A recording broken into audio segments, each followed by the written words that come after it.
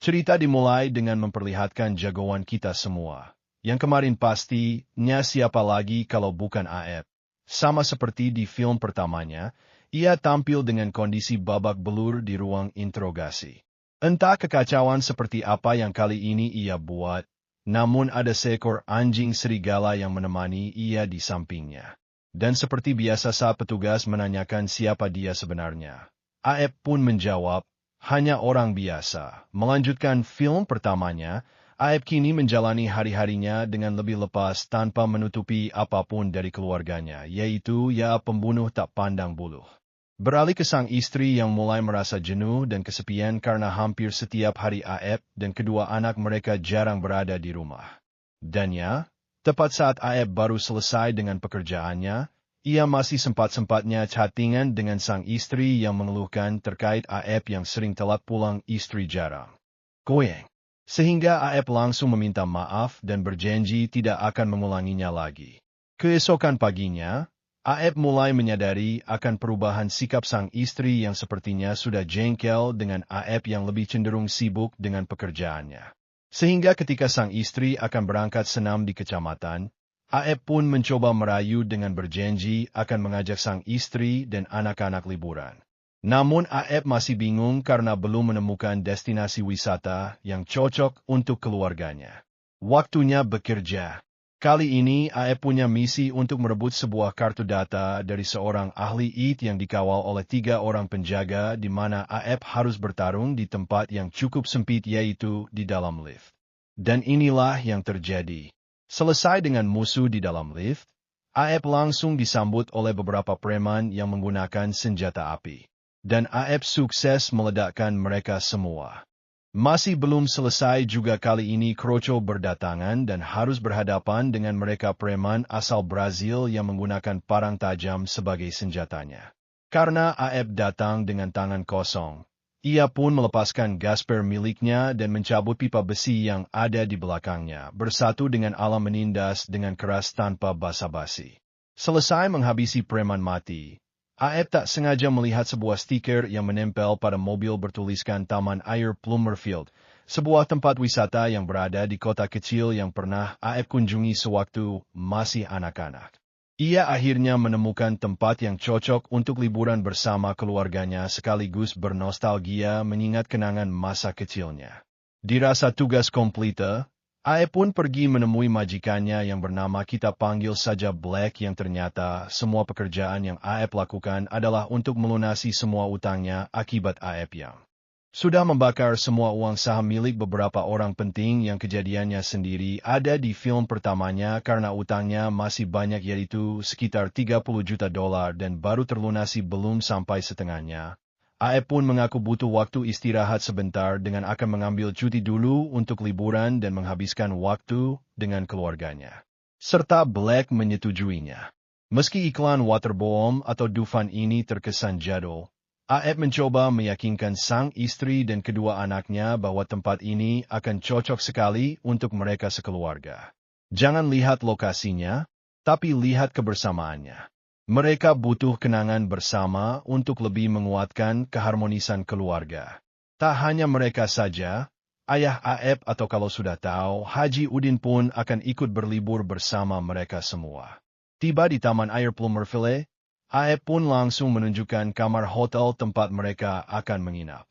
Karena Haji Udin lebih suka dengan alam untuk tafakur daripada keramaian, beliau memilih untuk tidur di kabin tua yang berada di hutan tak jauh dari tempat wisata.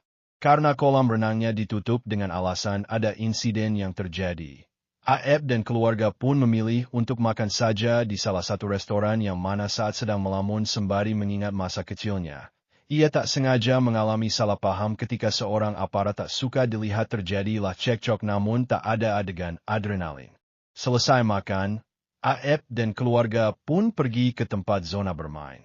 Di mana saat si kakak sedang fokus main sendiri, tiba-tiba saja ada 3 orang ciwi memperhatikannya yang membuat si kakak akhirnya memberikan semua kupon yang sudah ia dapatkan. Tak diduga, salah satu ciwi tersebut ternyata adalah pacar dari seorang pemuda lokal yang ujung-ujung merasa tidak puas dan mendatangi si kakak, meminta si kakak pergi dari tempat ini dan jangan kembali lagi. Namun karena si kakak menolak, si pemuda pun merebut boneka milik si adik dan merobeknya. Sontak si kakak langsung menghajar, terjadilah keributan. Penjaga wisata pun harus ikut campur dan terlibat perdebatan dengan AF yang tentu saja membela si kakak yang berupaya untuk melindungi adiknya. Namun si istri dengan cepat meredam amarah AF dan meminta mereka semua untuk segera pergi. Dan ya, penjaga wisata benar-benar sudah melakukan kesalahan besar. Dengan sempat menampar si adik, tepat disaksikan oleh AF setelah keluarga keluar, AF yang tidak terima pun memutuskan untuk kembali. AF membabi buta menghajar semua dan akibat keributan yang terjadi, AF dan keluarga pun langsung digiring ke kantor polisi setempat di mana AF kembali bertemu dengan bapak aparat yang ada di restoran, sebut saja Agus, yang dengan wajah songongnya meminta AF untuk ikut bersamanya. Perkenalkan, dia bernama, kita panggil saja Ugun. Kepala Serif sekaligus orang yang dianggap nomor 1 di kota kecil ini. Ternyata pemuda lokal yang ribut dengan si kakak adalah putra dari Bapak Ugun. Sempat mengancam akan memperpanjang urusannya. Bapak Ugun akhirnya mengerti setelah dijelaskan bahwa putranya lah yang menjadi pemicu awal keributan, sehingga AF dan putranya pun langsung diperbolehkan pergi saat itu juga. Berbeda dengan Ugun atasannya, Agus yang bukan siapa-siapa, justru tampak tidak terima dengan keputusan tersebut. Ia sepertinya adalah sosok aparat sombong yang suka bertindak sewenang-wenang. Yang hal itu terbukti ketika ia menyuruh rekannya untuk menghubungi beberapa preman dalam rangka memberi pelajaran kepada AF dan keluarganya. Keesokannya, AF dan keluarga kembali melanjutkan liburan ini dengan penuh kesenangan. Di antaranya seperti si ibu yang bermain tembak-tembakan, yang ternyata punya akurasi tingkat tinggi. AF bermain bola bersama si adik di kolam bola, main kejar-kejaran di rumah kaca, dan untuk Haji Udin dengan kopi pahitnya. Puas dengan permainan, AF dan keluarga pun akan mencoba naik perahu bebek bersama. Di mana AF sedari tadi sudah menyadari akan kehadiran seorang sheriff dan 3 orang preman yang terus membuntutinya dari belakang, yang karena tak ingin melibatkan keluarganya dalam masalah, AF pun menyuruh mereka untuk pergi duluan, sementara ia akan menyusul belakangan.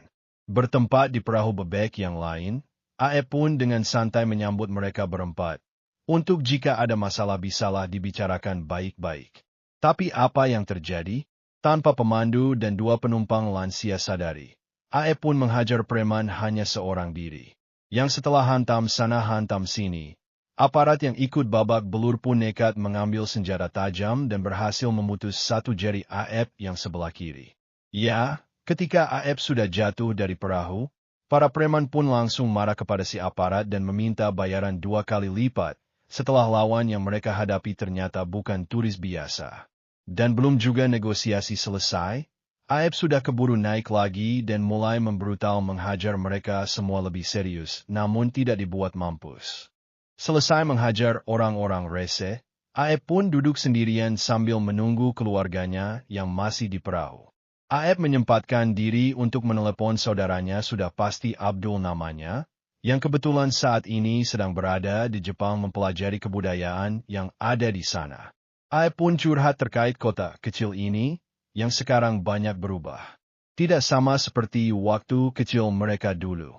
Sekarang aparatnya arogan, mudah marah, tapi tidak sampai menindas warganya. Di mana Abdul akhirnya menceritakan bahwa Waterbomb, kota kecil tersebut memang sudah lama dijadikan tempat penyelundupan barang-barang haram seperti miras, narkoba, dan lain sebagainya. Bahkan petinggi aparat setempat ini pun ikut bersekongkol dengan jaringan sindikat yang lebih besar. Tak puas dengan penjelasan dari Abdul, AF pun menelepon Black untuk mencari tahu informasi lebih tentang sindikat besar tersebut, di mana sebuah nama akhirnya muncul, yaitu Popon, seorang wanita kejam dan berbahaya yang disinyalir mengendalikan hampir semua bisnis haram di Amerika Serikat. Dan benar saja apa yang Abdul dan Black ceritakan, sang kepala sipir di kota kecil ini ternyata memiliki peran khusus dalam penyelundupan barang haram dan uang milik sindikat. Ugun dan Agus sebagai tangan kanannya untuk menangani urusan tersebut. Tak lama setelah Ugun pergi, Agus mendapat telepon dari rekannya yang sudah babak belur, yang bahkan kehilangan giginya. Ia memberitahu bahwa AF turis satu ini tidak sama seperti turis-turis konvensional pada umumnya. Dan mari saya bawa Anda ke sebuah kasino terselubung yang dikelola oleh sosok yang tiada lain adalah Popon, di mana Anda akan langsung diperlihatkan dengan betapa kejamnya ia saat menusuk tangan salah satu tamunya sendiri gara-gara ketahuan telah bermain curang. Dan ya, setelah menghabisi tamu tersebut dan pegawainya sendiri, Popon pun memerintahkan ajudannya untuk membantai semua tamu yang ada pada hari itu demi untuk menghilangkan saksi mata atas kejadian tersebut. Beralih ke Ugun, kita akan dibuat tahu oleh ternyata Ugun sang penguasa daerah terpaksa menjadi di bawah Popon demi untuk melunasi semua utang mendiang ayahnya. Ugun mengingatkan Popon tentang utang piutang sang ayah yang menurut hitungannya sudah lunas dan ia mengaku sudah cukup berada dalam lingkaran bisnis ini. Mendengar Ugun mau berhenti, Popon tentu saja tidak menyukai hal tersebut. Sehingga supaya Ugun mau tetap bekerja untuknya, Popon pun berencana untuk menculik putra Ugun yang tadi sempat berantem dengan si Kakat. Dan tebak kepada siapa tugas itu diberikan. Ya, itu adalah Agus, kaki tangan Ugun sendiri yang ternyata diam-diam telah mengkhianati tanpa sepengetahuannya. Tak butuh waktu lama bagi Agus untuk menculik darah daging, alias putranya Ugun. Orang-orang utusan Popon bahkan sudah tiba di sana untuk membawa si pemuda menuju markas. Namun yang tidak Agus ketahui adalah saat ini AF sedang dalam perjalanan menuju gudang markas mereka beroperasi dengan tujuan untuk membuat kesepakatan agar jangan mengganggu liburan keluarganya lagi. Dan nekad, sungguh nekad. Bukan AF namanya jika tidak punya nyali besar untuk datang dan masuk sendirian ke dalam sarang harimau. Dengan bermodalkan bensin dan korek api, AF mengancam akan membakar seluruh uang milik Popon jika Agus terus mengganggu liburan keluarganya. Ya, dikira AF main-main dengan ucapannya. Agus sama sekali belum tahu sedang berurusan dengan pria macam apa. Tak ingin cari masalah yang melibatkan uang dan barang milik Popon majikannya, Agus akhirnya setuju untuk tidak lagi mengganggu liburan keluarganya. Yang tepat saat AF akan pergi, si pemuda sempat mencoba kabur dan meminta pertolongan. Tapi AF langsung pergi begitu saja karena tak mau ikut campur dalam sesuatu yang bukan urusannya. Dan ya, lagi dan lagi AF kembali melibatkan dirinya dalam masalah ketika ikut campur dalam urusan orang lain. AF menghajar semua orang-orang Popon demi untuk menyelamatkan putra Ugun dari sana. Saat AF akan membawa si pemuda pergi, Agus sempat mencegahnya untuk lari. Tapi tebak, apa yang akan selanjutnya terjadi? Ya, semua uang dan barang milik Popon hangus terbakar, tanpa menyisakan satu apapun. Di mana kabar tersebut dengan cepat sampai ke telinga Popon yang saat itu juga langsung mencari tahu siapa pelakunya. AF benar-benar misterius. Anak buah Popon pun bahkan kesulitan untuk mencari data dan latar belakangnya. Yang mereka tahu AF sedang liburan bersama keluarganya. Sehingga tanpa buang waktu, Popon segera mengerahkan seluruh pasukannya untuk pergi ke Waterbom dan akan membumi hanguskan kota kecil tersebut. AF sendiri sudah tiba di pondok tua tempat si kakek menginap dengan membawa si pemuda yang langsung berbaikan dengan si kakak. Untuk sementara waktu, AF akan mengamankan keluarganya di pondok tua ini dan mencoba untuk membuat sang istri mengerti tentang situasinya saat ini. Seorang istri tentunya tak langsung bisa mengerti. AF perlu waktu untuk menjelaskannya secara perlahan. Diakhiri dengan janji akan ngajak malam Jumat bareng. Baru sang istri mau untuk mendengarkannya. Selesai dengan istrinya, AF pun menemui Ugun untuk mengajaknya kerjasama. Namun, baru saja tiba di sana, Ugun sudah keburu emosi gara-gara putranya yang diculik. Dan setelah mengetahui putranya sudah aman, Ugun baru mau mendengarkan tentang Popon yang menjadi musuh mereka yang sama. Dengan fakta bahwa AF sudah membakar uang dan barang milik Popon, Ugun sudah bisa membayangkan betapa murkanya Popon sekarang. Yang sudah-sudah saja Popon pernah membantai satu keturunan hanya gara-gara hal yang sepele. Apalagi ini, Popon pastinya akan membakar seluruh kota dan semua orang di dalamnya. Sebagai persiapan, Ugun pun menunjukkan apa yang ia punya seperti senjata deret tua yang masih berfungsi.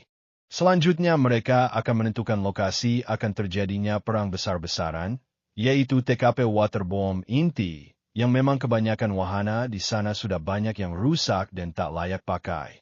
AF mendapat bantuan dari saudaranya yang sudah pulang. Siapa lagi jika bukan Abdul yang baru tiba dari Jepang? Tak hanya Abdul, Haji Udin juga absen ikut dalam pesta ini dengan mengambil posisi tepat di atas biang lala.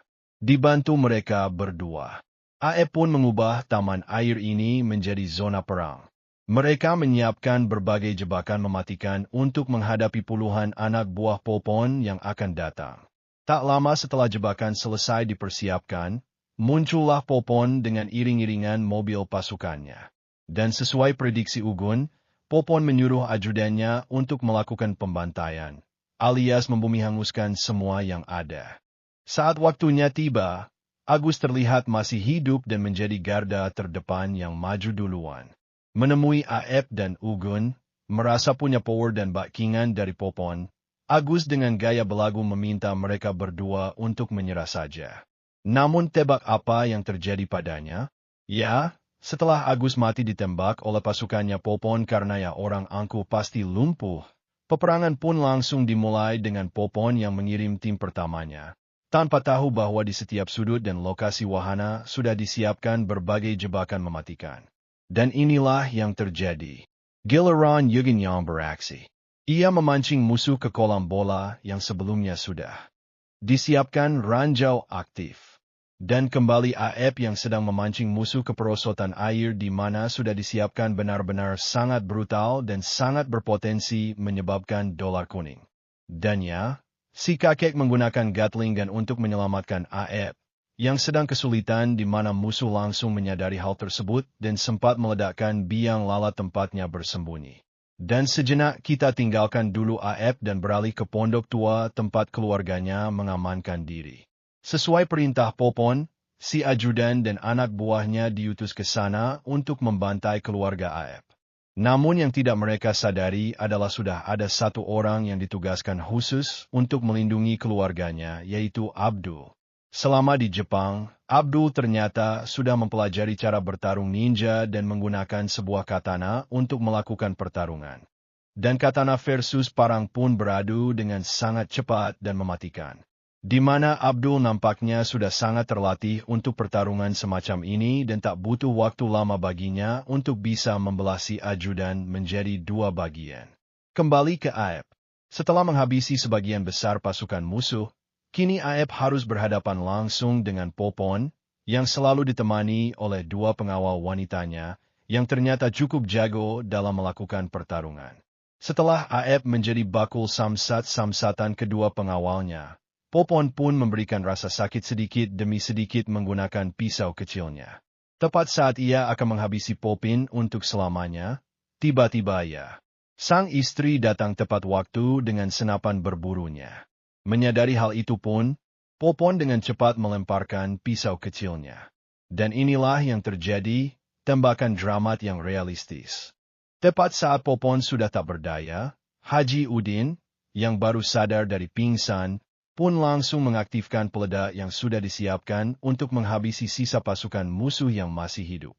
Sehingga setelah AF dan kawan-kawan masih hidup dengan cara lompat ke dalam air kolam, berakhir sudahlah ketegangan yang terjadi. AF dan sang istri, ditemani anjing baru, pun langsung diinterogasi oleh pihak FBI terkait insiden tersebut. Namun, sama seperti di film pertamanya, orang dengan pangkat tinggi tiba-tiba saja menelepon para penanya dan untuk memerintahkan mereka berdua agar segera melepaskan AF dan keluarganya. Damn it. Pesan yang dapat kita ambil dari film ini adalah keluarga nomor satu, serta berpikirlah sebelum bertindak. Karena mungkin, dengan begitu Anda telah mengurangi kesalahan dan masalah yang mungkin akan terjadi. Coba mengertilah, coba pahamilah arti cinta. I Mr. Iselware mengupas cerita sampai akar-akarnya. Thanks all and see you next time. Ku berjanji kau takkan ku sakiti sejak sedan dan tanyakan bintang